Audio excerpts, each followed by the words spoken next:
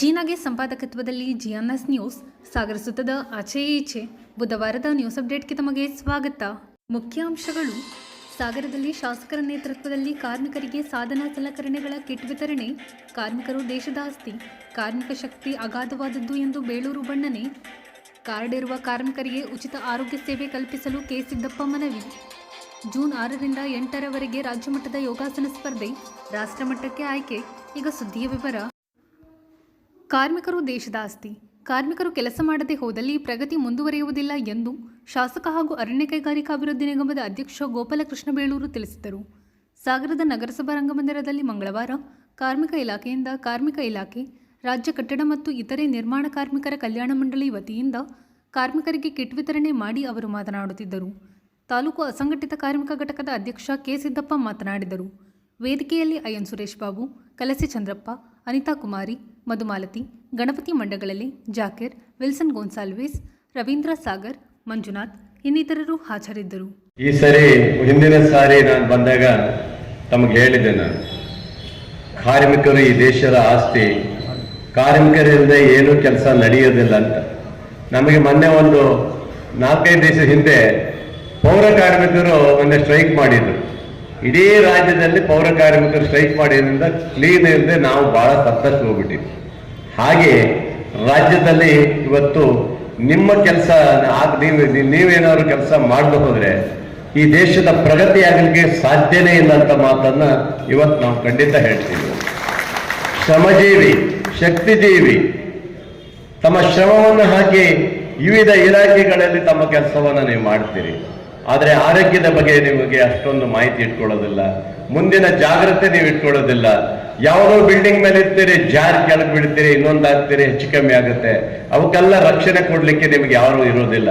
ಹಾಗಾಗಿ ರಾಜ್ಯ ಸರ್ಕಾರಗಳು ಇವತ್ತು ನಿಮಗಾಗಿ ವಿಶೇಷವಾಗಿ ಈ ಸರಿ ನಮ್ಮ ರಾಜ್ಯದ ಹೆಮ್ಮೆಯ ಸಚಿವರು ಸಂತೋಷ್ ಲಾಡ್ ನಿಮಗೆ ಸಿಕ್ಕಿದ್ದಾರೆ. ನಿಜವಾಗ್ಲೂ ಖುಷಿಯಾಗುತ್ತೆ. ಅಂತ ಒಬ್ಬ ವ್ಯಕ್ತಿ ನಿಜವಾಗ್ಲೂ ಜನಪರ ಕಾಳಜಿ ಇಟ್ಕೊಂಡಂತ ಸಂತೋಷ್ ಲಾಡ್ ಇದ್ದಾರೆ. ಅವರು ಕಾರ್ಮಿಕ ಇಲಾಖೆಯನ್ನು ಅತ್ಯಂತ ಎತ್ತರಕ್ಕೆ ತೆಗೆದುಕೊಂಡು ಹೋಗಿದ್ದಾರೆ. ಸಾಮಾನ್ಯ ಜನರಿಗೂ ಸಿಗುವಂತ ಸೌಲಭ್ಯಗಳನ್ನ ಅವ್ರಿಗೆ ಕೊಡಬೇಕು, ಅವ್ರು ಪಡೆಯಬೇಕು ಅನ್ನೋ ಉದ್ದೇಶದಿಂದ ಇವತ್ತು ರಾಜ್ಯದ ಇಲ್ಲಿಗೆ 25,000 ಜನಸಂಖ್ಯೆ ಇದ್ದಂತ ಏನು ನೀವು ಕಾರ್ಮಿಕರಿದ್ರಿ, ಈಗ 12,000ಕ್ಕೆ ಹೆಂಗ್ ಬಂದ್ಬಿಡ್ತು ನಿಮಗೆ ಇವತ್ತು? ಅಂದ್ರೆ ಇದ್ದಂತ ಯಾರು ಕಾರ್ಮಿಕರಿದ್ರಿ ಅವ್ರನ್ನ ಬಿಟ್ಟು ಬೇರೆಯವರೆಲ್ಲ ಡೂಪ್ಲಿಕೇಟ್ ಹೊಡೆದು ಮಾಡ್ಕೊಂಡಿರ್ತಾರೆ ಇವತ್ತು. ಅಂದ್ರೆ ನಿಮಗೆ ಬರೋ 25,000 ಆಗ್ಬಿಟ್ರೆ ನಿಮಗೆ 12,000 ಬರುವಂತ ಇದು ಕಿಟ್ಗಳು ನಿಮಗೆ ಕಮ್ಮಿ ಆಗ್ತಾ ಬರ್ತದೆ. ನಿಮಗೆ ಸಿಗೋದೇ ಇಲ್ಲ ಸೌಲಭ್ಯಗಳು. ಇತ್ತ ಯೋಜನೆಗಳು ನಿಮ್ಮ ಮನೆ ಮುಟ್ಟುವುದಿಲ್ಲ. ನಾ ಈಗಾಗಲೇ ಹೇಳಿದ ರಾಜ್ಯ ಸರ್ಕಾರ ಹೇಳಿದರೆ ಮತ್ತಾರಾದ್ರೂ ಡೂಪ್ಲಿಕೇಟ್ ಅನ್ನ ಮಾಡಿದ್ರೆ ಅವರಿಗೆ ಶಿಕ್ಷೆ ಆಗೇ ಆಗುತ್ತೆ. ನೆನಪಿಟ್ಕೋಬೇಕು, ಇವತ್ತು ಶಿಕ್ಷೆ ಆಗುತ್ತೆ. ಆ ತರ ಯಾರು ಮಾಡಿದ್ರೆ ನೀವು ಕಂಡುಹಿಡಿಬೇಕು. ಕಾರ್ಮಿಕ ಕಾರ್ಡ್ ತಗೊಂಡಂತ ನಿಷ್ಠಾವಂತರು ಯಾರಿದ್ದೀರಿ, ಬೇರೆ ಯಾರು ಒಬ್ಬ ಕಾರ್ಮಿಕ ಅಂತ ಹೇಳಿ ಸುಳ್ಳು ಹೇಳಿ ಕೆಲಸ ಮಾಡ್ಕೊಡ್ತಾ ಇದ್ರೆ ಅವನ ನೀವು ಗುರುತಿಸ್ಬೇಕು. ನೀವು ಗುರುತಿಸಿ ಅಂದ್ರೆ ನೀವೇನು ನೇರವಾಗಿ ಹೇಳಕ್ ಹೋಗ್ಬೇಡಿ. ಮೇಡಮ್ ಅವ್ರ ಹತ್ರ ಒಂದು ಲೆಟರ್ ಕೊಟ್ರಾಯ್ತು, ಅವ್ರ ಹೆಸರು ಹೇಳಿದ್ರೆ ಆಯ್ತು, ಮೇಡಮ್ ಅವರೇ ನೋಡಿ ಇವರು ಕಾರ್ಮಿಕ ಅಲ್ಲ, ನಮ್ಮ ಸೌಲಭ್ಯಗಳನ್ನ ಕಿತ್ಕೊಳ್ತಾ ಇದ್ದಾನೆ, ನಮಗೆ ಸಿಗುವ ಸೌಲಭ್ಯಗಳನ್ನ ಕಿತ್ಕೊಳ್ತಾ ಇದ್ದಾನಂತ ನಿಮಗೆ ಹೇಳಕ್ ಬಾಯ್ ಬಿಟ್ಟು ಹೇಳಕ್ ಏನಾಗಿದೆ? ಆವಾಗ ನಿಮಗೆ ಅವರೆಲ್ಲ ವಜಾ ಆಗಿಬಿಟ್ರೆ ನಿಜವಾದ ಕಾರ್ಮಿಕರಿಗೆ ಇವತ್ತು ಸೌಲಭ್ಯ ಸಿಗುತ್ತೆ. ಇವತ್ತು ನೋಡಿ, ಇವತ್ತು ನಿಮ್ಮ ಎದುರುಗಡೆ ಒಂದು ಇದಿಟ್ಟಿದೆ. ಇವತ್ತು ಏನು ಸಂಚಾರಿ ಆರೋಗ್ಯ ಶಿಬಿರ ಅಂತ ಹೇಳಿ ಇವತ್ತು ಕಳಿಸಿದ್ದಾರೆ. ಬಹಳ ಚೆನ್ನಾಗಿದೆ. ಮೊನ್ನೆ ಉದ್ಘಾಟನೆ ಮಾಡ್ಬೇಕಾದ್ರೆ ನಾನು ನೋಡಿದೆ. ಅದ್ರೊಳಗಡೆ ಹೋಗಿ ನಿಂತ್ಕೊಂಡ್ಬಿಟ್ರೆ ನಿಮ್ಮ ಎಲ್ಲ ಏನೇನು ಇದಿರ್ತದೆ ಎಲ್ಲ ಗೊತ್ತಾಗ್ತದೆ. ನಿಮ್ಮ ಊರೂರಿಗೆ ಬರ್ತಾ ಇದೆ. ಇವತ್ತು ತುಂಬಾ ಚೆನ್ನಾಗಿ ಮಾಡಿದ್ದಾರೆ. ಅದರಲ್ಲಿ ಡಾಕ್ಟರ್ಗಳಿರ್ತಾರೆ, ನರ್ಸ್ಗಳಿರ್ತಾರೆ, ಟೆಕ್ನಿಷಿಯನ್ ಇರ್ತಾರೆ. ಪ್ರತಿಯೊಬ್ಬರು ಸುಮಾರು 9 ಜನನೇನ ಇದ್ದಾರೆ ಅದರಲ್ಲಿ. ಏನಾಗಿದೆ, ಕಾರ್ಮಿಕರಲ್ಲಿ ಏನಾಗಿದೆ, ಬಹಳ ಜನರಿಗೆ BP ಇರ್ತದೆ. ಆ BP ಚೆಕ್ ಮಾಡೋದೇ ಇಲ್ಲ, ದುಡಿತಾನೆ ಇರ್ತಾನೆ. ಶುಗರ್ ಇರ್ತದೆ. ಶುಗರ್ ಇದ್ರು ಸಹ ಸ್ವೀಟ್ ಪಾಟ್ ಎಲ್ಲ ತಿಂದು ಅವ್ನು ತೋರ್ಸಕ್ಕೆ ಹೋಗೋದಲ್ಲ. ಅವನಿಗೇನೋ ಒಂದ್ ದಿವಸ ರಜೆ ಸಿಕ್ಬಿಡ್ತೆ ಭಾನುವಾರ, ಅವತ್ತೊಂದ್ ದಿವಸ ಹೆಂಗೋ ಮನೇಲಿ TV ನೋಡ್ತಾನೋ ಅಥವಾ ಹೊರಗಡೆ ಹೋಗ್ತಾನೋ, ಫ್ರೆಂಡ್ಸ್ ಜೊತೆಗೆ ಇನ್ನೆಲ್ಲ ಆ ಕಡೆ ಹೋಗ್ತಾನೋ ಗೊತ್ತಿಲ್ಲ. ಅದ್ ನಾವು ಕೇಳಕ್ ಆಗೋದಲ್ಲ. ಆದ್ರೆ ಅದು ಸಿಗೋದಲ್ಲ, ಅದೊಂದಕ್ಕೆ ಇರ್ತದೆ. ಆದ್ರೆ ನಿಮ್ಮ ಆರೋಗ್ಯವನ್ನು ಕಾಪಾಡ್ಬೇಕಲ್ಲ. ನಿಮ್ಮ ಆರೋಗ್ಯ ಇದ್ರೆ ತಾನೇ ನಿಮ್ಮ ಕುಟುಂಬ. ನೀವೇ ಗಟ್ಟಿ, ನಿಮ್ಮೇ ಫೌಂಡೇಶನ್ ಇಲ್ಲ ಅಂದ್ರೆ ನಿಮ್ಮ ಆರೋಗ್ಯ ನಿಮ್ಮ ಕುಟುಂಬ ಹೇಗೆ ಇರ್ಬೇಕಾಗತ್ತೆ? ನಿಮ್ಮ ನಂಬಿರುವಂತ ನಿಮ್ಮ ಅಕ್ಕನೋ ತಂಗಿನೋ ಮಕ್ಕಳನ್ನ ಸಮರ್ಪಕವಾಗಿ ಹೇಳಿದ್ದಾರೆ. ಏನೇನು ಸೌಲಭ್ಯಗಳು ದೊರೆಯುತ್ತೆ, ಸೌಲಭ್ಯಗಳನ್ನ ಪಡ್ಕೊಳ್ಬೇಕು, ಯಾವ ಥರ ಪಡ್ಕೊಳ್ಳೋದಕ್ಕೆಲ್ಲ ನೀವು ಕಾರ್ಮಿಕರು ಸನ್ನದ್ಧರಾಗಿರ್ಬೇಕು, ಪಡ್ಕೊಳ್ಬೇಕು. ಕಾಲಕ್ಕೆ ಸಿಗ್ತಕ್ಕಂಥ ಏನು ಕಿಟ್ಗಳಿರ್ಬೋದು ಮತ್ತು ಇರ್ತಕ್ಕಂಥ ಸೌಲಭ್ಯಗಳಿರ್ಬೋದು ಪಡ್ಕೊಳ್ಬೇಕು ಅಂತೇಳಿ ಎಲ್ಲರೂ ಹೇಳಿದ್ದಾರೆ. ಆದರೆ ಕಾರ್ಮಿಕರಿಗೆ ಇದನ್ನು ಮಧ್ಯಮದವರು ಸ್ವಲ್ಪ ಗಮನಕ್ಕೆ ತಗೊಳ್ಬೇಕು. ಯಾಕೆ ಕೇಳಿದ್ರೆ ಕಾರ್ಮಿಕರಿಗೆ ಆರೋಗ್ಯ ಸೌಲಭ್ಯ ಅನ್ನೋದು ಮುಖ್ಯವಾದಂಥ ಸೌಲಭ್ಯ. ಈ ಸೌಲಭ್ಯವನ್ನು ಪಡ್ಕೊಳ್ಳೋದ್ರಲ್ಲಿ ಭಾಳ ಜಾಗೃತರಾಗಿರ್ಬೇಕಾಗುತ್ತೆ. ಜೊತೆಗೆ ಸೌಲಭ್ಯ ಅಂತೂ ಕೊಡ್ತಾ ಇದ್ದಾರೆ, ಪಡ್ಕೊಳ್ತಾ ಇದ್ದೀವಿ. ಆದರೆ ಏನಾಗಿದೆ ಅಂತ ಹೇಳಿದ್ರೆ, ಒಬ್ಬ ಕಾರ್ಮಿಕ ಯಾವುದೋ ಒಂದು ಕಟ್ಟಡದಿಂದ ಬಿದ್ದುಬಿಡ್ತಾನೆ. ಬಿದ್ದಂಥ ಸಂದರ್ಭದಲ್ಲಿ ಅವನಿಗೆ ಕೈಕಾಲು ಮುರಿದೋಗುತ್ತೆ ಅಥವಾ ಏನು ದೊಡ್ಡ ಪ್ರಮಾಣದಲ್ಲಿ ಹಾನಿ ಆಗುತ್ತೆ. ಅವನು ಹೋಗಿ ಯಾವುದೋ ಒಂದು ಆಸ್ಪತ್ರೆಯಲ್ಲಿ ಅಡ್ಮಿಟ್ ಆಗಬೇಕಾಗುತ್ತೆ. ಅಡ್ಮಿಟ್ ಆದಂಥ ಸಂದರ್ಭದಲ್ಲಿ ಅವನಿಗೆ 5-6 ಲಕ್ಷ ರೂಪಾಯಿ ಹಣದ ಅವಶ್ಯಕತೆ ಇರುತ್ತೆ. ಆಗ ಅವನು ಬದುಕಿ ಬರಬೇಕಾದ್ರೆ ಅವನು 5-6 ಲಕ್ಷ ರೂಪಾಯಿ ಅವನು ಸ್ವಂತ ಕೈಯಿಂದ ಹಾಕಿ ಖರ್ಚು ಮಾಡಿ ಅವನು ಬದುಕಿ ಬಂದು ನಂತರದಲ್ಲಿ ಎಲ್ಲ ದಾಖಲಾತಿಗಳಂತಂದು ಖರ್ಚಾಗಿರ್ತಕ್ಕಂಥ ದಾಖಲಾತಿಗಳಂತಂದು ಸರ್ಕಾರಕ್ಕೆ ಮಂಡಳಿಗೆ ಕಳಿಸಿದರೆ ಮತ್ತೊಂದು 6 ತಿಂಗಳು ಬಿಟ್ಟು ಆ ಹಣ ಬರುತ್ತೆ. ಆದರೆ ಅಷ್ಟೊಂದು ಹಣವನ್ನು ಅವನು ಕಾರ್ಮಿಕ ಅದನ್ನು ಒದಗಿಸೋಕ್ಕಾಗಲ್ಲ. ಆಸ್ಪತ್ರೆಗೆ ಹೋಗ್ತಾನೆ. ನಂತರದಲ್ಲಿ ಅವನು ಬದುಕಿ ದುಡ್ಡಿದ್ದು ಅನ್ನೋದು ಬದುಕಿ ಬರ್ತಾನೆ, ದುಡ್ಡಿದ್ದು ಅನ್ನೋದು ಸತ್ತೋಗ್ಬಿಡ್ತಾನೆ. ಆ ದೃಷ್ಟಿಯಲ್ಲಿ ಸಾಕಷ್ಟು ಜನ ಇವತ್ತು ಕಾರ್ಮಿಕರು ಬದುಕಿ ಉಳಿದೆ. ಆಸ್ಪತ್ರೆಗೆ ಹೋದರೂ ಸಾಕಷ್ಟು ಜನ ಸರಿಯಾಗಿದ್ದಾರೆ. ಆ ದೃಷ್ಟಿಯಿಂದ ರಾಜ್ಯ ಸರ್ಕಾರದ ಗಮನವನ್ನು ಸೆಳೀತಾ ಇದೆ ಮತ್ತು ಶಾಸಕರ ಗಮನವನ್ನು ಸೆಳೀತಾ ಇದ್ದಾರೆ. ನಾವು ಈಗಾಗಲೇ ರಾಜ್ಯ ಸರ್ಕಾರಕ್ಕೆ ಅಧಿಕೃತವಾಗಿ ನಮ್ಮ ಕಾರ್ಮಿಕ ಸಮಿತಿಯಿಂದ ಒಂದು ಲೆಟರ್ ಹಾಕಿದ್ದೀವಿ. ಆ ಲೆಟರ್ ಹಾಕಿದಾಗ ಅದಕ್ಕೆ ಬದಲಿಯಾಗಿ ನನಗೆ ಮತ್ತೊಂದು ಅವರು ಲೆಟರ್ ಸಹ ಕಳಿಸಿದ್ದಾರೆ ಅವರ ಸಚಿವಾಲಯದಿಂದ. ಏನಂತ ಕಳಿಸಿದ್ದಾರೆ ಅಂದರೆ, ಸಂತೋಷ್ ಲಾಡ್ ಅವರು ನಾವು ಇದನ್ನು ಪರಿಶೀಲನೆ ಮಾಡಿ ಸದನದಲ್ಲಿ ಚರ್ಚೆ ಮಾಡಿ ಕ್ರಮ ತಗೊಳ್ತೀವಿ ಅಂತೇಳಿ ನನಗೆ ಲೆಟರ್ ಸಹ ಅಧಿಕೃತವಾದ ಲೆಟರ್ನ ಕಳಿಸಿದ್ದಾರೆ. ಆ ದೃಷ್ಟಿಯಿಂದ ನಮ್ಮ ಶಾಸಕರು ಸಹ ಇದನ್ನು ಗಮನ ಹರಿಸಬೇಕು. ಆ ಲೆಟರ್ನ ನಾವು ಶಾಸಕರಿಗೆ ಕೊಡ್ತೀನಿ. ನಾನು ಆ ಲೆಟರ್ ಮೂಲಕವಾಗಿ ರಾಜ್ಯ ಸರ್ಕಾರ ಎಚ್ಚರಿಸ್ಕೋಬೇಕು. ಯಾಕಂತ ಹೇಳಿದ್ರೆ ಕಾರ್ಮಿಕರು ಬದುಕಬೇಕಾದ್ರೆ ಅವರ ಹಣ ಆಸ್ಪತ್ರೆ ಅಡ್ಮಿಟ್ ಆದ ಕೂಡಲೇ ಎಷ್ಟೇ ಖರ್ಚು ವೆಚ್ಚಗಳಾದರೂ ಸಹ ಅವರು ಕೂಡಲೇ ಸರ್ಕಾರ ನೇರವಾಗಿ ಮಂಡಳಿ ನೇರವಾಗಿ ಆಸ್ಪತ್ರೆಗೆ ಆ ಹಣವನ್ನು ಜಮಾ ಆಗೋದಾಗಬೇಕು. ಇಲ್ಲ ಅಂತ ಹೇಳಿದ್ರೆ ಕಾರ್ಮಿಕರು ಬದುಕೋದು ಕಷ್ಟ ಆಗುತ್ತೆ. ಕಾರ್ಮಿಕರು ಹಣವನ್ನು ಒದಗಿಸಿ ಅವರು ಜೀವಂತವಾಗಿ ಬದುಕಿ ಬರೋದು ಬಹಳ ಕಷ್ಟ ಆಗುತ್ತೆ. ಆ ದೃಷ್ಟಿಯಿಂದ ರಾಜ್ಯ ಸರ್ಕಾರಕ್ಕೆ ನಮ್ಮ ಶಾಸಕರು ಗಮನ ಸೆಳೆಯಬೇಕು. ಅದರ ಲೆಟರ್ ಸಹ ನಾನು ನಂತರದಲ್ಲಿ ಅವರಿಗೆ ಮೌಖಿಕವಾಗಿ ಕೊಟ್ಟು ಆ ಲೆಟರ್ ಮೂಲಕವಾಗಿ ಸರ್ಕಾರವನ್ನು ಎಚ್ಚರಿಸಲಿ. ನಮ್ಮ ಸಂತೋಷ್ ಲಾಡ್ ಅವರು ಬಹಳಷ್ಟು ಯೋಜನೆಗಳನ್ನು ತಂದಿದ್ದಾರೆ. ಈಗಾಗಲೇ ಹಿಂದೆ ಕಾರ್ಮಿಕರಿಗೆ ಈಗ ನಾವು ಕಾಂಟ್ರಾಕ್ಟರೆಲ್ಲ ಶಿಫಾರಸು ಮಾಡಿ ಲೆಟರ್ ಕೊಡಬೇಕು. ಏನಂತ ಹೇಳಿದ್ರೆ ಕಟ್ಟಡ ಕಾರ್ಮಿಕ ಅಂತ ಹೇಳಿದ್ರೆ ಒಬ್ಬ ಗುತ್ತಿಗೆದಾರ, ಅಧಿಕೃತವಾದಂಥ ಗುತ್ತಿಗೆದಾರ ಲೆಟರ್ ಕೊಡಬೇಕಾಯಿತು. ಈಗ ಲೆಟರ್ ಕೊಟ್ಟರೆ ಮಾತ್ರ ಅವನಿಗೆ ಕಾರ್ಮಿಕ ಅಂತೇಳಾಗುತ್ತೆ. ಮತ್ತು ಇಲ್ಲ ಯಾರಾದರೂ ಒಬ್ಬ ಕಾಂಟ್ರಾಕ್ಟರು ಅಥವಾ ಏನಾದರೂ ನಿಜವಾದಂಥ ಕಾರ್ಮಿಕರಾಗಿ ಲೆಟರ್ ಕೊಟ್ಟರೆ ಅದು ಗೊತ್ತಾಗುತ್ತೆ. ಈಗ ಅಸಂಘಟಿತ ಕಾರ್ಮಿಕರಿಗೆ 21 ಕಾರ್ಮಿಕರಿಗೆ ನಮ್ಮ ಸಂತೋಷ್ ಲಾಡ್ ಅವರು, ಸಿದ್ದರಾಮಯ್ಯನವರು ಮತ್ತು DK ಶಿವಕುಮಾರ್ ಚಿಂತನೆ ಮಾಡಿ 21 ಕಾರ್ಮಿಕರಿಗೆ ಅಸಂಘಟಿತ ಕಾರ್ಮಿಕರು ಅಂತೇಳಿ ಅವರಿಗೆ ಏನೇನು ಕೆಲಸ ಮಾಡ್ತಾರೆ, ಬಡಗಿ ಕೆಲಸ ಮಾಡೋದು, ಕಮ್ಮಾರಿ ಕೆಲಸ ಮಾಡೋದು, ಬಂಗಾರ ಕೆಲಸ ಮಾಡಿರೋದು, ಮತ್ತು ಸೌರಿಕೆ ಕೆಲಸ ಮಾಡಿರ್ಬೋದು, ಇನ್ನು ಮನೆ ಕೆಲಸ ಮಾಡಿರೋದು, ಛತ್ರದಲ್ಲಿ ಕೆಲಸ ಮಾಡ್ಬೇಕಂತ ಇರ್ಬೋದು, ಇನ್ನೂ ಸಾಕಷ್ಟು ಒಟ್ಟು 21 ಕಾರ್ಮಿಕರಿಗೆ ಅವರಿಗೆ ಯಾವುದೇ ಥರದ ಶಿಫಾರಸು ಲೆಟರ್ನಲ್ಲಿ ನೇರವಾಗಿ ಆನ್ಲೈನಲ್ಲಿ ಅವರು ಮಾಡ್ತಕ್ಕಂಥ ಕೆಲಸದ ವೃತ್ತಿಯ ದಾಖಲಾತಿಗಳನ್ನು ಒದಗಿಸಿ ಅವರು ಕಾರ್ಡನ್ನು ನೋಂದಣಿ ಮಾಡಿಕೊಂಡ್ರೆ ಈ ಕಟ್ಟಡ ಕಾರ್ಮಿಕರಿಗೆ ಏನು ಸಿಗುತ್ತೆ ಅದೇ ಸೌಲಭ್ಯ ಅವರಿಗೆ ಸಹ ಸಿಗುತ್ತೆ.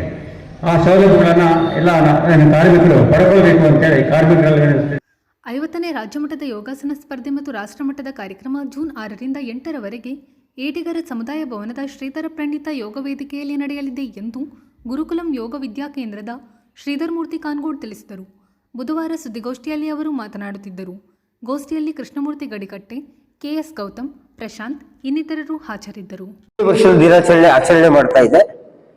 ಅದಕ್ಕೆ KSAYSA ಕರ್ನಾಟಕ ರಾಜ್ಯ amateur yoga sports association registered Bengaluru affiliated ಸಂಸ್ಥೆ ಸ್ಟೇಟ್ ಲೆವೆಲ್ ಅಲ್ಲಿ ಶಿವಮೊಗ್ಗ ಡಿಸ್ಟ್ರಿಕ್ಟ್ ಅಮೆಚೂರ್ ಯೋಗಾಸನ ಕ್ರೀಡಾ ಅಸೋಸಿಯೇಷನ್ ಶಿವಮೊಗ್ಗದಿಂದ ಈ ಏನು KSAYSA ಇದೆ ಅಫಿಲಿಯೇಟೆಡ್ ಸಂಸ್ಥೆ. ನಾವು ಯೋಗವನ್ನ ಆರೋಗ್ಯದ ದೃಷ್ಟಿಯಿಂದ ಅಲ್ಲದೆ ಯೋಗ ಈಗ ಕ್ರೀಡೆಯಾಗಿ ಪರಿಗಣಿಸಲ್ಪಡ್ತಾ ಇದೆ. ಈ ಹಿನ್ನೆಲೆಯಲ್ಲಿ ನ್ಯಾಷನಲ್ ಸೆಲೆಕ್ಷನ್ 50ನೇ ರಾಷ್ಟ್ರೀಯ ಯೋಗ ಕ್ರೀಡಾಕೂಟಕ್ಕೆ ರಾಜ್ಯ ತಂಡದ ಆಯ್ಕೆ ಸಾಗರದಲ್ಲಿ ನಡೀತಾ ಇದೆ. ನಾಡಿದ್ದು ಜೂನ್ 6ನೇ ತಾರೀಕು ಸಂಜೆ ಉದ್ಘಾಟನಾ ಸಮಾರಂಭ ಇರುತ್ತೆ. 7ನೇ ತಾರೀಕಿನ ದಿವಸ ಫುಲ್ ಕಾಂಪಿಟೇಷನ್ ಇರುತ್ತೆ. 8ನೇ ತಾರೀಕು ಕಾಂಪಿಟೇಷನ್ ಇರುತ್ತೆ. ಈ ಏನು 3 ದಿನಗಳ ಕಾರ್ಯಕ್ರಮ ಏನು ನಡೀತಾ ಇದೆ, ಶಿವಮೊಗ್ಗ ಜಿಲ್ಲೆ ಇತಿಹಾಸದಲ್ಲಿ ಪ್ರಥಮ ಬಾರಿಗೆ ರಾಜ್ಯ ಮಟ್ಟದ ಒಂದು ಸ್ಪರ್ಧೆಯನ್ನು ಆಯೋಜನೆ ಮಾಡ್ತಾ ಇದ್ದೀವಿ. ಇಡೀ ರಾಜ್ಯದಿಂದ ಎಲ್ಲ ಜಿಲ್ಲೆಗಳಿಂದ 425 ಜನ 8 ವರ್ಷದಿಂದ ಅಬೌವ್ 60 ಅಂದ್ರೆ 80 ವರ್ಷದವರೆಗಿನ ಕ್ರೀಡಾಪಟುಗಳು ಒಟ್ಟು 425 ಜನ ಬರ್ತಾರೆ. ಅದರಲ್ಲಿ 225 ಜನ ಮಹಿಳೆಯರಿದ್ದಾರೆ, ಹೆಣ್ಮಕ್ಳು ಮಹಿಳೆಯರು, 200 ಜನ ಗಂಡಸರಿದ್ದಾರೆ. ಇದರಲ್ಲಿ ಪ್ರಥಮ, ದ್ವಿತೀಯ, ತೃತೀಯ ಸ್ಥಾನ ಬಂದಂತವರು ರಾಷ್ಟ್ರ ಮಟ್ಟಕ್ಕೆ ಆಯ್ಕೆ ಆಗ್ತಾರೆ. ರಾಷ್ಟ್ರ ಮಟ್ಟದಲ್ಲಿ ಈ 21 ವರ್ಷದ ಒಳಗಿನ ವಿಭಾಗ ಏನಿರುತ್ತೆ, 8ರಿಂದ 10, 10ರಿಂದ 12, 12ರಿಂದ 14, 14ರಿಂದ 16, 16ರಿಂದ 18 2 ಇಯರ್ಸ್ ಡಿಫರೆನ್ಸ್ ಏಜ್ ಕೆಟಗರಿ ಮಾಡಿದ್ದಾರೆ. ಇವು ಜಾರ್ಖಂಡ್ ನಲ್ಲಿ ನಡೆಯುವಂತಹ ನ್ಯಾಷನಲ್ ಗೇಮ್ಸ್ ಅಲ್ಲಿ ಭಾಗವಹಿಸ್ತಾರೆ. ಅವರಿಗೆ ಜಾರ್ಖಂಡ್ ಅಲ್ಲಿ ಇರುತ್ತೆ.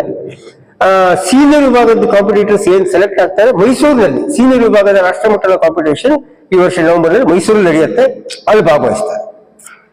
ಈ ಹಿಂದೆ ಸತತವಾಗಿ 7 ವರ್ಷಗಳಿಂದ ಶಿವಮೊಗ್ಗ ಜಿಲ್ಲಾ ತಂಡ ರಾಜ್ಯದ ಅತ್ಯುತ್ತಮ ಒಂದು ತಂಡ ಅಂತ ಪರಿಗಣಿಸಲ್ಪಟ್ಟಿದೆ.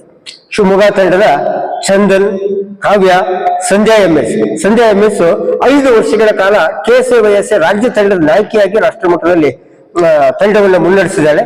ಲಾಸ್ಟ್ ಇಯರ್ ಕರ್ನಾಟಕ ರಾಜ್ಯಕ್ಕೆ ಒಂದೇ ಒಂದು ಗೋಲ್ಡ್ ಮೆಡಲ್ ಬಂತು ಜೂನಿಯರ್ ವಿಭಾಗದಲ್ಲಿ. ನಮಲಾ ಅಂತ ಸಾಗರದ 9 ವರ್ಷದ ಹುಡುಗಿ ತಂದು ಒಂದೇ ಹುಡುಗಿ ಒಂದು ಗೋಲ್ಡ್, ಒಂದು ಸಿಲ್ವರ್ ಗೆದ್ಕೊಂಡ್ಬಂದು ಕರ್ನಾಟಕಕ್ಕೆ ಬಂದಿದ್ದೆ 4 ಮೆಡಲ್, 4ರಲ್ಲಿ 2 ಮೆಡಲ್ ಶಿವಮೊಗ್ಗ ಜಿಲ್ಲೆ. ಅರ್ಥ ಸಾಗರಕ್ಕೆ ನಾವು ತಂದ್ವಿ, ನಮ್ಮ ಟ್ರೈನ್ ಅಂತ ಯೋಗಪಟ್ಟು.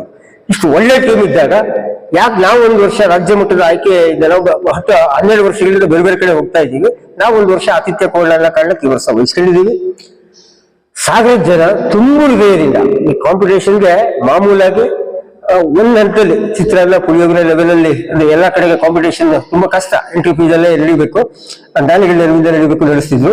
ಈ ವರ್ಷ ನಾವು ಸಾಗರದಲ್ಲಿ ಅದ್ಭುತವಾಗಿ ಮಲೆನಾಡಿನ ಆತಿಥ್ಯ ಕೊಟ್ಟು ಊಟ, ವಸತಿ, ಓಡಾಟಕ್ಕೆ ವಾಹನ ಕೊಟ್ಟು ಸ್ಪರ್ಧೆಯನ್ನು ಅತ್ಯುತ್ತಮವಾಗಿ ಮಾಡ್ಬೇಕನ್ನುವಂತ ಒಂದು ತೀರ್ಮಾನದಲ್ಲಿದ್ದು ಆ ಬಗ್ಗೆ ಏನು ಪ್ಲಾನ್ ಮಾಡ್ಕೊಂಡಿದೀವಿ. 6ನೇ ತಾರೀಕು ಸಂಜೆ 7:30ಕ್ಕೆ ಉದ್ಘಾಟನಾ ಸಮಾರಂಭ ಇರುತ್ತೆ. ಉದ್ಘಾಟನಾ ಸಮಾರಂಭ ಮುಗಿತಿದ್ದಾಗೇನೆ ಸಾನ್ವಿ ಜಿ ಭಟ್ ಮತ್ತು ಆರ್ವಿ ಅಂತ ಹೊಸನಗರದ ಚಿಕ್ಕ ಬಾಲಕಿ ಮತ್ತು ನಮನ ಯೋಗಪಟ್ಟು 3 ದಿನಗಳ ಪ್ರದರ್ಶನಗಳಿರುತ್ತೆ. ಆನಂತರ ರಾತ್ರಿ ರೆಫರಿಗಳ ಮೀಟಿಂಗ್ ಇರುತ್ತೆ. ನಾಳೆ ಬೆಳಿಗ್ಗೆ ಶನಿವಾರ ಬೆಳಗ್ಗೆ 7 ಗಂಟೆಯಿಂದ ಕಾಂಪಿಟೇಷನ್ ಸ್ಟಾರ್ಟ್ ಆಗುತ್ತೆ. ರಾತ್ರಿ 10 ಗಂಟೆವರೆಗೂ ಕಾಂಪಿಟೇಷನ್ ನಡೆಯುತ್ತೆ. ಅದೇ ರೀತಿ ಭಾನುವಾರ ಕೂಡ ಕಾಂಪಿಟೇಷನ್ ನಡೆಯುತ್ತೆ. ಭಾನುವಾರ ಮಧ್ಯಾಹ್ನ ಮುಕ್ತಾಯ ಸಮಾರಂಭ ನಡೆಯುತ್ತೆ. ಉದ್ಘಾಟನಾ ಸಮಾರಂಭದಲ್ಲಿ ಮಾನ್ಯ ಶ್ರೀ ಗೋಪಾಲಕೃಷ್ಣ ಬೇಳೂರವರು ಉದ್ಘಾಟನೆ ಮಾಡ್ಬೇಕಾಗಿತ್ತು. ಬರ್ತೀನಿ ಅಂತ ಹೇಳಿದ್ದಾರೆ, ಭರವಸೆ ಕೊಟ್ಟಿದ್ದಾರೆ. ಬಟ್ ಏನೋ ಆಮೇಲೆ ಹೇಳುವಂಥದ್ದು ಇಂಗ್ಲೆಂಡ್ಗೆಲ್ಲ ಹೋಗ್ತಾ ಇದ್ದಾರೆ ಅಂತ ಹೇಳಿ ಕೊನೆಯ ಕ್ಷಣದಲ್ಲಿ ಸನ್ಮಾನ್ಯ ಶ್ರೀ ಕಾಗೋಡು ತಿಮ್ಮಪ್ಪನವರು ಅಂದ್ರೆ ಸಾಗರ ಕಂಡ ಧೀಮಂತ ನಾಯಕ. ನಾವು ಯಾವುದೇ ವಿಷಯದಲ್ಲಿ ಇರಲಿ ಯಾವುದೇ ಇರಲಿ ಕೂಡ ನಾವು ಕಾಗೋಡು ತಿಮ್ಮಪ್ಪನವರ ಉಪಸ್ಥಿತಿ ಅನ್ನೋಂಥದ್ದೇ ನಮ್ಗೊಂದು ರೀತಿ ಶಕ್ತಿ. ತಿಮ್ಮಪ್ಪನವರು ಇನ್ ಟೈಮಿಗೆ ಬರ್ತೀನಿ ಅಂತ ಹೇಳಿದ್ದಾರೆ. ತಿಮ್ಮಪ್ಪನವರೇ ಉದ್ಘಾಟನೆ, ಉಪಸ್ಥಿತಿ ಮತ್ತು ಆರಂಭಿಕ ನುಡಿಗಳು, ಆಶೀರ್ವಾದವನ್ನು ತಿಮ್ಮಪ್ಪನವರು ಮಾಡ್ತಾ ಇದ್ದಾರೆ. ಅಧ್ಯಕ್ಷತೆಯನ್ನ KSYSA ರಾಜ್ಯಾಧ್ಯಕ್ಷರಾದಂತ ಶ್ರೀ GN ಕೃಷ್ಣಮೂರ್ತಿ ಅವರು ವಹಿಸ್ತಾರೆ. ಅತಿಥಿಗಳಾಗಿ ನಮ್ಮಲ್ಲಿ ಚೇರ್ಮನ್ ಗಂಗಾಧರಪ್ಪ ಅಂತ, ಆಮೇಲೆ ನಮ್ಮ ನ್ಯಾಯಾಧೀಶರಾದಂತ ನಟರಾಜ ಸರ್, ಮಹೇಶ್ ಸರ್, ಅದೇ ರೀತಿ DYSP ಗೋಪಾಲಕೃಷ್ಣ ಅವರು, ಕರುಣಾಕರ್ ವಕೀಲರು, KS ಗೌತಮ್ ನಮ್ಮ ಸಂಘಟನೆಯ ಜಿಲ್ಲಾಧ್ಯಕ್ಷರು, ಪರಮೇಶ್ವರ್ ಆರ್ಯ ಇಡಿಗರ್ ಸಂಘದ ಕಾರ್ಯದರ್ಶಿಗಳು ಹಾಗೂ ನಾಗವೇಣಿ ಪ್ರವೀಣ್ ಅಡ್ಜಿಗಳ ಗ್ರಾಮ ಪಂಚಾಯತಿ ಅಧ್ಯಕ್ಷರು ಉಪಸ್ಥಿತರಿರ್ತಾರೆ. ಅದೇ ರೀತಿ ಈ ಕಾರ್ಯಕ್ರಮ ವಿಶೇಷ ಅಂತಂದ್ರೆ ಕೇವಲ ಯೋಗ ಅಲ್ಲದೆ ಬೇರೆ ಬೇರೆ ಕ್ಷೇತ್ರಗಳಲ್ಲಿ ಅಂದ್ರೆ ಸಾಗರದಲ್ಲಿ ಸಾಧನೆ ಮಾಡಿದಂತ ತುಂಬಾ ಜನ ಇದ್ದಾರೆ. ಮತ್ತು ನಾವು ಕೆಲವಷ್ಟು ಜನರು ಆಯ್ಕೆ ಮಾಡಿ ಅಂದ್ರೆ ಈ ಸಾರಿ ಸನ್ಮಾನ ಮಾಡೋದಕ್ಕೆ ನಮ್ಮಲ್ಲಿಂದ ಪ್ರಯತ್ನ ಮಾಡ್ತಾ ಇದ್ವಿ. ಲಾಸ್ಟ್ ಟೈಮ್ ಜಿಲ್ಲಾ ಮಟ್ಟದ ಕಾಂಪಿಟೇಷನ್ ಮಾಡಿದಾಗಲೂ ಕೂಡ ಕೆಲವಷ್ಟು ಜನರನ್ನು ಆನರ್ ಮಾಡಿದ್ವಿ. ಈ ವರ್ಷನೂ ಒಂದಷ್ಟು ಮಂದಿನ ಮೊನ್ನೆ IAS ಎಕ್ಸಾಮ್ ನಲ್ಲಿ ರ್ಯಾಂಕ್ ಬಂದಂತ ವಿಕಾಸ್ ಅವರನ್ನು ಸನ್ಮಾನ ಮಾಡ್ತಾ ಇದ್ದೀವಿ. ಅದೇ ರೀತಿ ಏನು ಈ ಫಿಲ್ಮ್ ಈವೆಂಟ್ಗಳಿಗೆ ಹೊಸ ರೂಪ ಕೊಟ್ಟಂತ ಡ್ಯಾನ್ಸ್ ಮಾಸ್ಟರ್ CK ರಾಘವೇಂದ್ರ ಅವರು ಈ ನಮ್ಮ ಯೋಗ ಪ್ಲಸ್ ಈ ಗುರುಕುಲಂ ತಂಡಕ್ಕೆ ಸಿನಿಮಾ ಕ್ಷೇತ್ರದಲ್ಲಿ ಒಂದು ಅವಕಾಶ ಮಾಡ್ಕೊಂಡು, ನಮ್ದು ಸುದೀಪ್ ಅವರ ಮ್ಯಾಕ್ಸ್ ಸಿನಿಮಾದಲ್ಲಿ, ರಾಬರ್ಟ್ ಸಿನಿಮಾದಲ್ಲಿ, ದರ್ಶನ್ ಅವ್ರದ್ದು ರಾಬರ್ಟ್ ಅಲ್ಲ ಮಂಡ್ಯದಲ್ಲಿ ಕಾಟೇರ ಸಿನಿಮಾದ ಉದ್ಘಾಟನಾ ಸಮಾರಂಭದಲ್ಲಿ ನಮಗೆ ಪ್ರದರ್ಶನ ಕೊಡಕ್ಕೆ ಅವಕಾಶ ಕೊಟ್ಟರು. ಸೊ ಚಲನಚಿತ್ರರಂಗಕ್ಕೆ ನಮ್ಮ ತಂಡವನ್ನ ಪರಿಚಯ. ಇದು ಬುಧವಾರದ ಸಮಗ್ರ ಸುದ್ದಿ. ನಿರಂತರ ಸುದ್ದಿಗಾಗಿ ನೋಡ್ತಾ ಇರಿ GNS ನ್ಯೂಸ್. ನಮಸ್ಕಾರ.